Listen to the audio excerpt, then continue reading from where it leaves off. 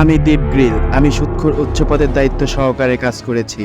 এলাকায় সুদ খেয়ে সুদখোর নামের পাশে খেতাবি অর্জন করেছি।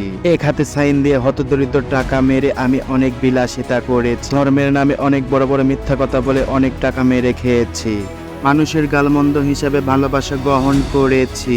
জীবন যুদ্ধে ভালো কাজ না করে 2 নম্বরই করে অনেক টাকা ইনকাম করেছি। দেশের টাকা অবৈধভাবে কামাই করে ছেলে মেয়েকে বিদেশি ইউনিভার্সিটিতে পড়িয়েছি এবং শেষ পর্যন্ত দেশের টাকা মেরে দেশ থেকে দেউলিয়া করে আমি বিদেশে পালিয়েছি। এইসব 2 নম্বরে 3 নম্বরে বাদ দিয়ে আমি এসেছি এই অ্যামাজন জঙ্গলে। আমি আপনাদেরকে দেখাতে চাই এই জঙ্গলে কেন চুলকানি জঙ্গল বলে এবং এটার কারণ কি। টিকটকারদের বাস দিয়ে হাতে বদনা নিয়ে আমি এসেছি এই অ্যামাজন জঙ্গলে। এই অ্যামাজন জঙ্গলটি নওগাঁ মান্দায় অবস্থিত। পৃথিবীর সব ভাষা বুঝতে পারলেও আপনি এই নওগাঁ মান্দার ভাষা বুঝতে পারবেন না। নওগাঁ মান্দার ভাষা সেম মনে করি।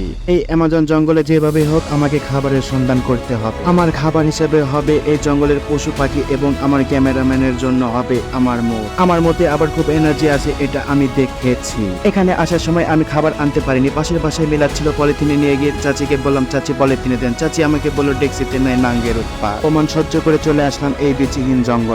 এই জঙ্গলের নাম ছিল চুলকানি জঙ্গল, কারণ এখানে চুলকানি নামক এক গোষ্ঠী বসবাস করত। এই জঙ্গল থেকে একটা ঔষধের গাছ মানুষের মধ্যে পৌঁছে দিত, এইভাবেই তারা জীবিকা নির্বাহ করত। নওগাঁ মান্দাতে এই গাছটা খুব চাহিদা ছিল। নওগাঁ মান্দার মানুষ শুধু দুধ দিয়ে গোসল করত। তারা মনে করতো প্রতিদিন গোসল করলে নানা রকম অসুখ হতে পারে। বছরে 2-3 দিন গোসল করে তাদের চুলকানিটা একটু বেশি হয়েছিল। হঠাৎ করে দেখা যায় কাসেম নামে একজন কাঠুরিয়া তার টিকটকার বইয়ের সাথে ঝামেলা করে চলে আসে এই চুলকানি নামক জঙ্গলে সেই লাল চন্দন গাছ চুরি করতে। সে একটা কথা সবসময় মনে করে, টাকা যদি থাকে পকেটে বউ আসবে রকেট। এই চিন্তায় আঘাত করে চলে আসে এই চুলকানি জঙ্গলে। কিন্তু হঠাৎ করে ঠিক জায়গায় না করে আঘাত জায়গা বিচিতে আঘাত করে সেই কাঠুরিয়া বিচিটা খাদেও না নিচেও না, ডিরেক্ট বিচ্ছিন্ন হয়ে যায় কাঠুরে এবং সাথে সাথে পটল তুলতে যায়। এখানে কিন্তু আরেকটা কাঠুরিয়া ছিল যে কিনা ঔষধি গাছ তুলে লোকালয়ে পৌঁছে দিত।